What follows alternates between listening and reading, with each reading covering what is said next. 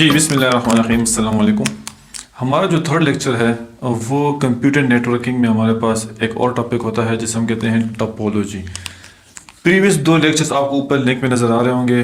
First lecture हमारा था data communication में, जिसमें हमने डेटा कम्युनिकेशन के बारे में ब्रीफली अपनी अंडरस्टैंडिंग बिल्डअप की थी कि डेटा कम्युनिकेशन हमारे पास क्या होते हैं, उनके कैरेक्टरिस्टिक्स क्या हैं और बहुत सारे ऐसे बेनिफिट्स थे जो कि हमने उसमें डिस्कस किए थे।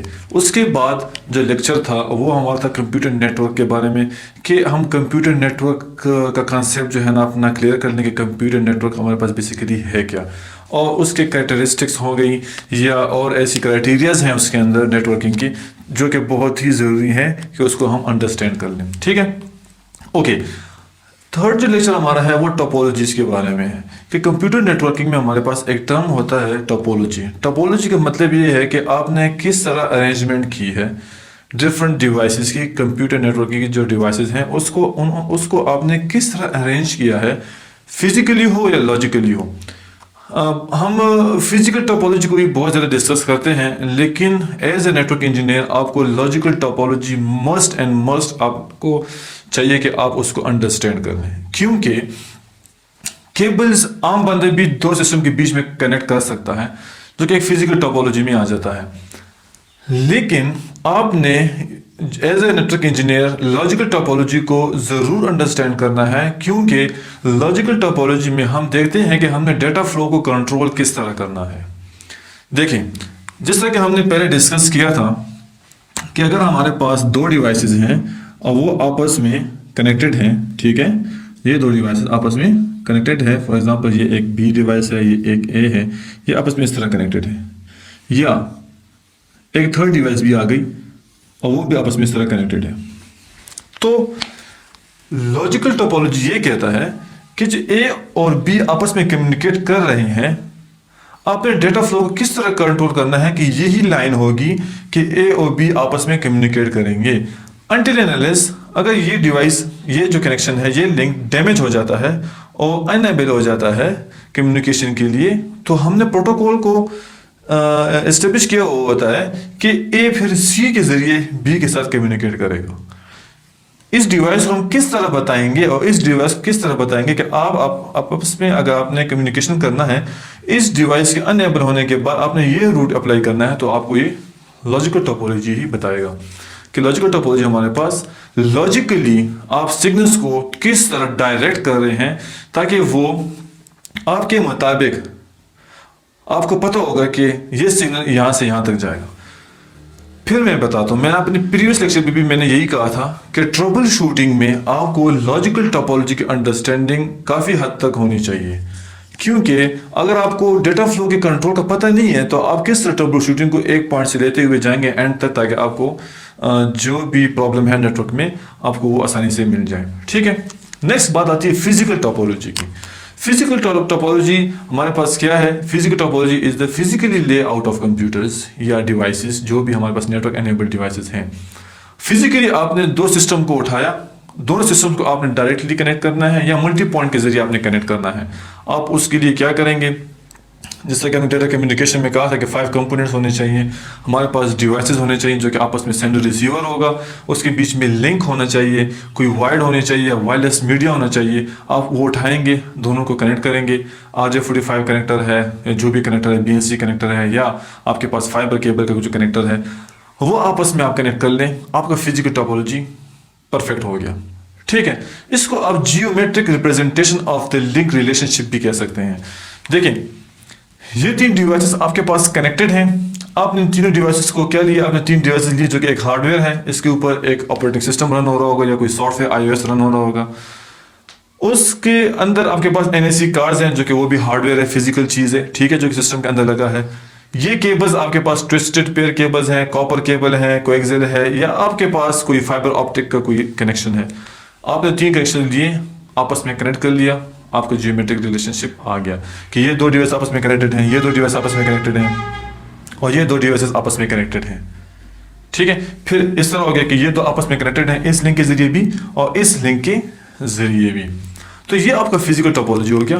अब फिजिकली अगर आपने अरेंज करना है, फिजिकली आपने डिवाइसेस को आपने अरेंज करना है, तो आप किन तरीकों से इसको अरेंज कर सकते हैं। तो आपके पास मेश टोपोलॉजी होगी, स्टार टोपोलॉजी होगी, बस, रिंग एंड हाइब्रिड टोपोलॉजी। ये 5 बेसिक फिजिकल टोपोलॉजीज हैं जिसके जरिए आप अपनी अंडरस्टैंडिंग क्लियर कर सकते हैं कि आपने नेटवर्क किस तरह बनाना है। आप अपनी नेटवर्किंग की या कंप्यूटर नेटवर्क्स हो गया, आपने अपने रिक्वायरमेंट के मुताबिक इन 5 टोपोलॉजी से आपने अपना फिजिकल नेटवर्क बनाना है। ठीक है, इन सारी के सारे टोपोलॉजीज को हम क्या करते हैं, 1 बाय 1 डिस्कस करते हैं। ठीक है ना जी। तो ओके, अब हम बात करते हैं मेश टोपोलॉजी की, कि मेश टोपोलॉजी आपके पास फिजिकली इसका लेआउट किस तरह होता है। मैंने यहाँ पे सिर्फ 4 डिवाइसेस लिए हैं। ठीक है, वैसे तो अगर आप ओवर द इंटरनेट को अगर आप देख लें तो इंटरनेट में हर एक डिवाइस दुनिया में किसी भी डिवाइस के साथ आपस में कनेक्ट हो सकते हैं। इस तरह है विया इंटरनेट कनेक्शन। तो ये आपके पास मेश टोपोलॉजी है, लेकिन वो थोड़ा सा कॉम्प्लिकेटेड कंसेप्ट है। यहाँ पे मैं इसको सिंपल कर लेता हूँ। आपके पास ये 4 डिवाइसेस हैं। ठीक है, अब यहाँ पे अगर आप देखें तो ये डिवाइस, इसमें क्या होता है कि ये डिवाइस इसके साथ भी कनेक्टेड है। ठीक है, ये डिवाइस इसके साथ भी कनेक्टेड है और ये डिवाइस इसके साथ भी कनेक्टेड है। ठीक है, फिर ये डिवाइस इसके साथ भी है, ये इसके साथ भी कनेक्टेड है और ये इसके साथ भी कनेक्टेड है, ये इसके साथ भी है, ये इसके साथ भी कनेक्टेड है। इस तरह मतलब ये कि हर एक डिवाइस दूसरे के साथ डायरेक्टली कनेक्टेड है। अगर आप इस लिंक को देख लें तो ये लिंक इन 2 डिवाइसेस के बीच में क्या है, डेडिकेटेड है। ये लिंक इन 2 डिवाइसेस के बीच में डेडिकेटेड है, ये लिंक इन 2 डिवाइसेस के बीच में डेडिकेटेड लिंक है। तो हर एक डिवाइस दूसरे डिवाइसेस, तमाम डिवाइसेस के साथ डेडिकेटेडली एक लिंक बनाया हुआ होता है और वो उनके साथ कनेक्टेड होता है। अब आप जरा देख लें, यहाँ पे सिर्फ 4 डिवाइसेस हैं, तो आप क्या कहते हैं कि इस डिवाइस के पास कितने NIC कार्ड लगे होंगे। तो इसको कैलकुलेट करने के लिए आप देखें कि आपके पास कितनी डिवाइसेस हैं। आपके पास 4 डिवाइसेस हैं। कितनी डिवाइसेस हैं? 4 डिवाइसेस हैं। 4 डिवाइसेस में एक डिवाइस के पास 1 2 3 लिंक्स हैं। It means 4 - 1 is equal to 3। Clear? तो 4 - 1 is equal to 3। It means एक डिवाइस को अगर 4 टोटल डिवाइसेस हैं तो एक अपना इटसेल्फ अपने आप को निकाल के जितनी भी डिवाइसेस बन रही हैं हर एक के लिए अलग अलग NIC कार्ड चाहिए होगा। अगर हम इसको जनरलाइज फॉर्म में लिख लें तो अगर आपके पास n डिवाइसेस हैं तो n - 1 इज इक्वल टू आपके पास क्या होंगे, total number of NIC card चाहिए होंगे या टोटल नंबर ऑफ लिंक्स। इसको आप लिंक्स भी कह सकते हैं। ठीक है ना? तो इससे आपका अंदाजा क्लियर हो जाएगा कि अगर आपके पास 10 डिवाइसेस का एक मेश नेटवर्क है, टोपोलॉजी का नेटवर्क है, तो आपके पास 10 - 1 इज इक्वल टू 9 लिंक्स या हर एक सिस्टम के अंदर 9 NIC कार्ड्स चाहिए होंगे। ठीक है ना? तो अब देख लें कि 4 डिवाइसेस के लिए कितने लिंक्स इस्तेमाल हुए हैं। अगर मैं इसको काउंट कर लूँ तो ये मेरे पास आ गया 1, ये आ गया 2 3 4 5 6। ठीक है, आपके पास 6 लिंक्स क्रिएट हो गए हैं। 6 वॉइस आपके पास यहाँ पे चाहिए। ठीक है ना? अब देखिए इसका बेनिफिट्स क्या है। बेनिफिट्स तो ये है कि आपके पास जो ये लाइन डेडिकेटेड लिंक है, इस पे अगर 100 Mbps का लिंक है तो मुकम्मल 100 Mbps ये 2 डिवाइसेस आपस में इस्तेमाल कर रहे हैं। शेयर्ड यहाँ पे कुछ भी नहीं है, किसी दूसरे सिस्टम का कोई काम नहीं है कि वो ये लाइन इस्तेमाल करें। ठीक है, अगर ये डिवाइस है तो ये दोनों डिवाइसेस आपस में क्या है, डायरेक्टली कनेक्टेड हैं और ये डिवाइस ये जो वायर है ये इन 2 डिवाइसेस के बीच में आपस में क्या है, डायरेक्टली कनेक्टेड है। तो एक चीज़ तो ये यहाँ पे आ गई कि आपके पास डायरेक्टली कनेक्शन है। और इससे दूसरी बात ये है कि अगर आपको ये लिंक डाउन हो जाता है तो क्या होगा, आप इस लिंक के ज़रिए भी इस डिवाइस के साथ कनेक्टिविटी कर सकते हैं। ठीक है, अगर आपका ये लिंक भी डाउन हो जाता है तो आप यहाँ से इस रूट के ज़रिए इस डिवाइस के साथ कनेक्शन लगा सकते हैं। फिर बात करेंगे रिलायबिलिटी की। आपने रिकवरी टाइम देखना है। इन दो लिंक्स को आपने जल्द से जल्द रिकग्नाइज करके इसके फेलियर को कम करके आपने इसको अप कर देना है ताकि फिर वापस नेटवर्क अपनी जगह पे आ जाए। ये इसके मेन बेनिफिट्स हैं। लेकिन जो इसका ड्रॉबैक है, डिसएडवांटेज है, वो ये है कि आप जरा देख लें, हर एक सिस्टम के पास अपना अपना CNSE कार्ड लगा होता है। ठीक है, उसके साथ साथ अगर आप देख लें कि हर एक NSE के साथ साथ केबल्स भी लगी हुई होती हैं, तो यहाँ पे प्रॉब्लम ये आ जाता है कि कॉस्ट इफेक्टिव नहीं है। कॉस्ट इफेक्टिव का मतलब ये है कि आपकी यहाँ पे फिर कॉस्ट बढ़ जाती है। कॉस्ट बढ़ जाने की वजह से आपका ये नेटवर्क थोड़ा सा अच्छा नहीं समझा जाता। लेकिन इन चीज़ों को अगर आप देख लें तो इसके जो रिडंडेंट पाथ है ये आपको कनेक्टिविटी 100% प्रोवाइड कर सकती है। अनटिल अनलेस ये डिवाइस क्या हो जाए, ख़राब हो जाए। तो अगर ये डिवाइस ख़राब हो जाती है तो फिर ये 1, 2 और 3 ये 3 कनेक्शन जो है ना आपके ख़त्म हो गए हैं। ठीक है, तो ये 3 सिस्टम आपस में फिर भी डायरेक्टली कनेक्टेड हैं, तो ये तीनों आपस में बातें कर सकते हैं। क्लियर है? तो ये इसका एडवांटेज हो गया कि इसमें जो रिडंडेंट पाथ है वो बहुत ज़्यादा है। लेकिन दूसरी तरफ डिसएडवांटेज ये है कि पाथ ज़्यादा है तो उस पर कॉस्ट भी ज़्यादा बढ़ जाती है। तो ये आपका था मेश टोपोलॉजी। ओके, स्टार को हम बाद में डिस्कस करते हैं एट द एंड, हम पहले लेते हैं फिर इसके बाद बस टोपोलॉजी। बस टोपोलॉजी में हमारे पास क्या होता है कि आपके पास एक बैकबोन होता है। ठीक है, बैकबोन का मतलब ये है कि आपके पास एक मेन केबल होती है। इस मेन केबल से आपने क्या, इसको हम क्या कहते हैं, इसको हम कहते हैं ट्रंक।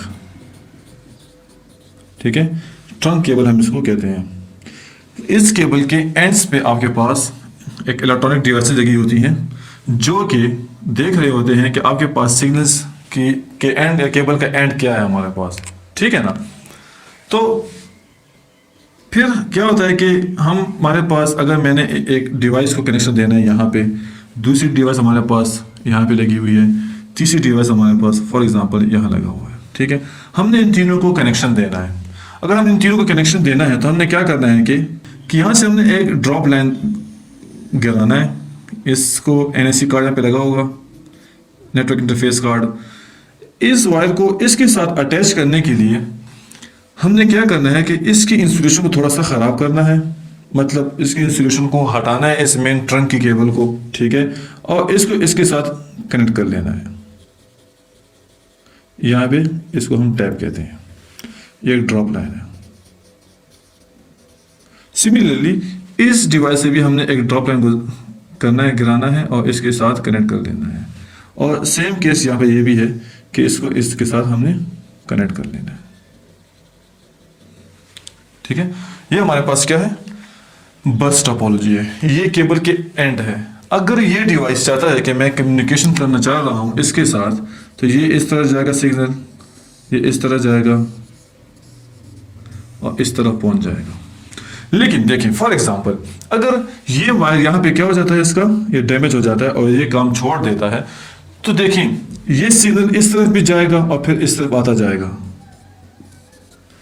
ठीक है, तो यहाँ पे जो एंड डिवाइस है, जो कि मैंने आपको कहा कि यहाँ पे एक इलेक्ट्रॉनिक डिवाइस लगी होती है। सिंपल आप इसको इस तरह समझ लें कि ये जो सिग्नल जा रहा होता है, इसको अगर एक एंड से दूसरे एंड तक इसको डेस्टिनेशन डिवाइस नहीं मिलती, तो ये इस एंड डिवाइस के पास जाके सिग्नल को खत्म कर देता है ताकि इस मेन ट्रंक में कंजेशन क्रिएट ना हो। तो ये हमारे पास सिंपल बस टोपोलॉजी है। इसके एडवांटेज ये है, इसके एडवांटेज ये कि एक ही मेन केबल है और थोड़ी थोड़ी केबल लग रही है। हर एक ड्रॉप लाइन, थोड़ा सा छोटा सा ड्रॉप लाइन लग रहा है और इसके साथ कनेक्टिविटी हो रही है, तो less cabling as compare to mesh network, जिसमें हमारे पास n-1 लिंक्स चल रहे होते हैं हर एक डिवाइस के लिए।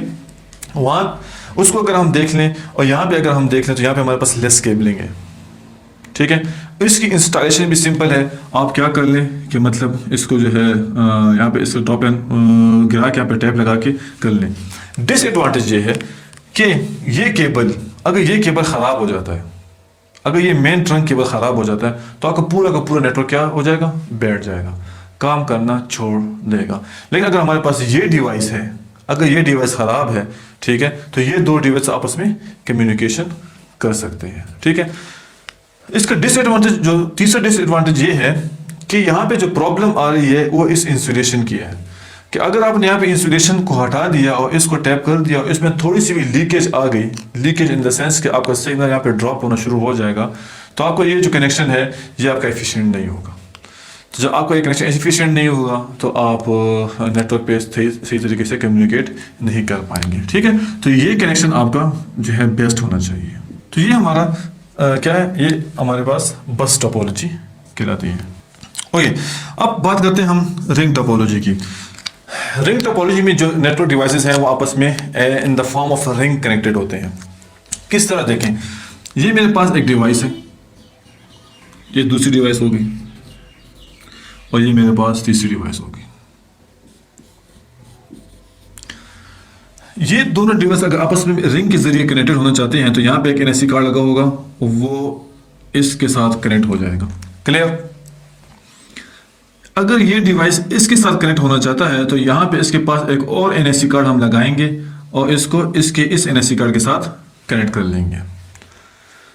थर्ड, अगर ये डिवाइस और ये डिवाइस आपस में कम्युनिकेट करना चाहते हैं तो इसके पास आप एक और एनएससी कार्ड लगाएंगे और इसके पास भी लगाएंगे ताकि ये आपस में इस तरह कनेक्ट हो जाए।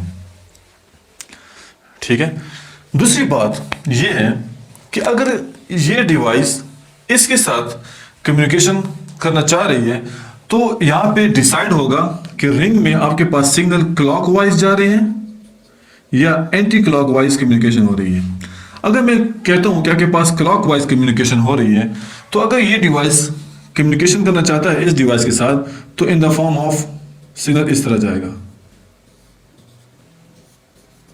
ठीक है, अदरवाइज अगर आप देख लें तो ये जो लिंक है, ये लिंक और ये लिंक जो है इन दो डिवाइसेस के लिए डायरेक्टली डेडिकेटेड लिंक है।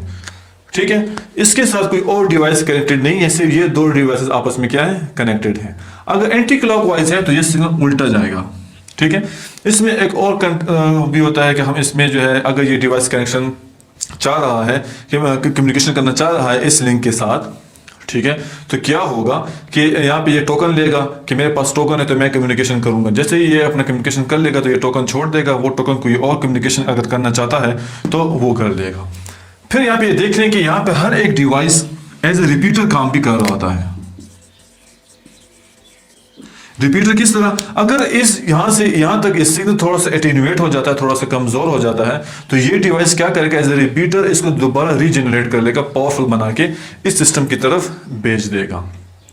ठीक है, तो अगर आप यहां पे देख लें तीन डिवाइसेस हैं तो हमारे पास तीन क्या है लिंक्स यहां पे लग गए हैं इन द फॉर्म। अगर हम कंपैरिजन करें इसके मेश के साथ तो थोड़ा सा गुजारा यहां पे हो रहा है लिंक कॉस्ट पे। ठीक है ना, तो अगर आप चाहते हैं कि यहाँ पे एक और डिवाइस ऐड हो जाए तो अगर मैं क्या करूं कि मैं अगर यहाँ पे एक और डिवाइस ऐड करना चाहता हूं तो क्या होगा, इन दो सिस्टम्स के बीच में ये लिंक डिस्टर्ब हुआ है, ये लिंक डिस्टर्ब नहीं हुआ, लेकिन ये तो एक एडवांटेज है कि हमने सिर्फ इस केबल में चेंजिंग लानी है। लेकिन डिसएडवांटेज ये है चूंकि ये जो आप देख रहे हैं कि क्लॉकवाइज इसमें कम्युनिकेशन हो रही है जो कि एक यूनि डायरेक्शनल कम्युनिकेशन है। यूनिट डायरेक्शन मींस एक डायरेक्शन पे कम्युनिकेट हो रहा है।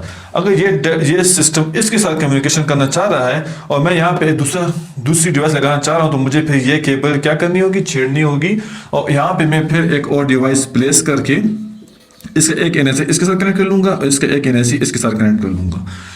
इजीली हम दूसरी डिवाइस को यहाँ पे ऐड कर सकते हैं, लेकिन यहाँ पे डिसएडवांटेज हमारे पास ये है कि एज अ होल नेटवर्क हमारा स्टॉप हो जाएगा। ठीक है, जब होल नेटवर्क हमारा स्टॉप हो जाएगा तो ये हमारे पास एक डिसएडवांटेज है और इस डिसएडवांटेज को ओवरकम करने के लिए हम क्या करेंगे, डुअल रिंग को इंस्टॉल कर लेंगे। क्योंकि ये कनेक्शन हमारा पास क्या होगा, ये क्लॉकवाइज है, तो मैं क्या करता हूं कि मैं इस दूसरे लिंक को ब्लैक से ड्रॉ करके अब एक और एनएससी कार्ड लगाएंगे यहाँ पे, इसको इसके तीसरे एनएससी कार्ड के साथ कनेक्ट कर लेंगे। ठीक है, फिर यहाँ पे चौथा एनएससी कार्ड लगाएंगे, इसके तीसरे एनएससी कार्ड के साथ कनेक्ट कर लेंगे, इसका चौथा एनएससी इसके तीसरे के साथ, इसका चौथा एनएससी इसके तीसरे के साथ कनेक्ट हो जाएगा। ठीक है, तो फिर ये जो है हमारे पास ये एंटी क्लॉकवाइज कम्युनिकेशन करेगा और जिसके जरिए अगर आप क्लॉकवाइज का कोई एक जो रिंग है इसमें कोई चेंजिंग लाना चाहते हैं तो आपका और द एंटायर जो नेटवर्क है वो डिस्टर्ब नहीं होगा, लेकिन यहाँ पे फिर हर एक एडवांटेज अपने साथ डिसएडवांटेज ज़रूर लाता है, और वो इन द केस यहाँ पे क्या है, कॉस्ट है, केबलिंग है, लिंक्स बहुत ज़्यादा हो जाते हैं, एनएससी कार्ड लगाने पड़ते हैं, और यहाँ पे आपके पास प्रॉब्लम ये आ जाता है कि आपकी कॉस्ट जो नेटवर्क की है वो बढ़ जाती है। यहाँ पे तो हम सिर्फ और सिर्फ 4 सिस्टम्स की बात कर रहे हैं। अगर आपके पास पूरी एक लैब है और वहाँ पे आपने बस टोपोलॉजी इंप्लीमेंट करना है और उसके अंदर आपके पास 20 सिस्टम्स हैं, तो आपके पास कितने रिंग्स बन जाएंगे। और अगर आपने डुअल रिंग भी इंप्लीमेंट कर दिया है तो आप खुद देख लें, अगर उसमें एक सिस्टम भी बैठ जाता है तो पूरे के पूरे नेटवर्क को क्या कर देगा, वो डिस्टर्ब कर देगा। तो हर एक टोपोलॉजी को इंप्लीमेंट करने से पहले आपने उसके प्रो एंड कॉन्स देखने होंगे, उसके मुताबिक आपने फिर अपनी टोपोलॉजी को एस्टेब्लिश करना है। ठीक है, अब हम बात करते हैं स्टार टोपोलॉजी की। स्टार टोपोलॉजी को मैंने एंड पे इसलिए रखा है, हाइब्रिड की बात करते हैं। हाइब्रिड सिंपल ये है कि आपने एक मैश लिया, उसको स्टार के साथ कनेक्ट कर लिया, उसको बस के साथ, रिंग के साथ, इसको फिर मैं लास्ट में डिस्कस करता हूँ। स्टार टोपोलॉजी आजकल हर एक लैब में मोस्टली जो है वो इस्तेमाल हो रहा होता है।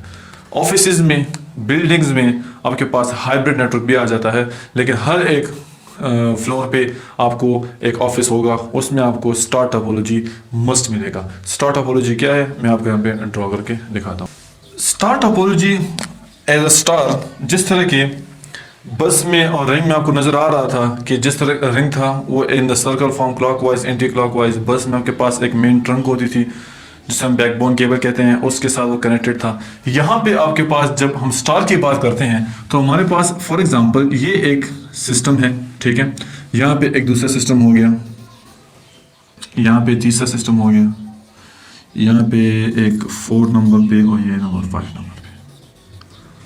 ठीक है, तो ये 5 सिस्टम्स हैं। ये 5 के 5 सिस्टम्स आपस में कनेक्टेड हैं थ्रू इंटरमीडिएट डिवाइस।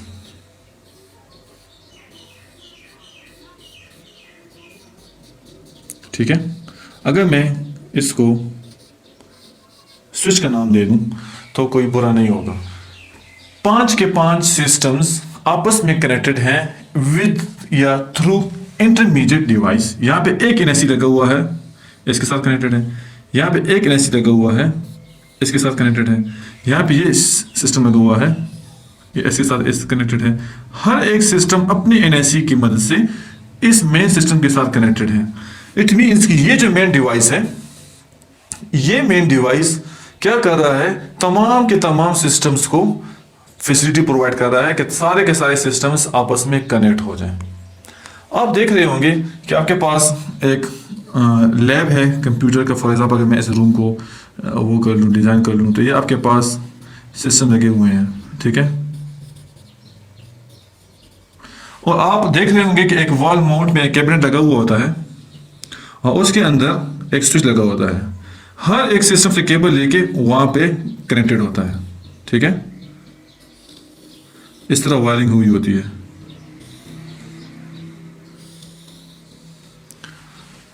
यहाँ पे अगर आप इसको देखें तो आप कहेंगे ये तो स्टार की तरह नजर नहीं आ रहा, लेकिन हम लैब में इस तरह भी नहीं कर सकते कि इस स्विच को हम बीच में रख लें और इर्द गिर्द जो है ना हम क्या करें, अपने सिस्टम को रख लें। फिर इसमें इशू क्या होगा कि हम जब भी फिरेंगे तो हमारे पास नीचे केबल नजर आ रहे होंगे और उससे हमने अपने आप को बचाना होता है। इससे अच्छा ये है कि हम इन केबल्स को अरेंज कर देते हैं। इसी तरह ही होता है, लेकिन इस सिस्टम को हम देखेंगे इंशाल्लाह, मैं आपको पैकेट ट्रेसर में दिखाऊंगा कि हमने किस तरह इसको कनेक्ट करना है। इस डिवाइस को दे दें और इसको इस तरह कॉर्नर पे ले जाएं। सारे के सारे हर एक डिवाइस अपनी अपनी केबल के जरिए कनेक्टेड है। ठीक है, यहाँ पे जो केबल्स नजर आ रहे हैं आपको, हर एक डिवाइस का अपना एक केबल होता है। ठीक है, कॉस्ट यहाँ पे ये आती है कि ये केबल कितनी लंबी है।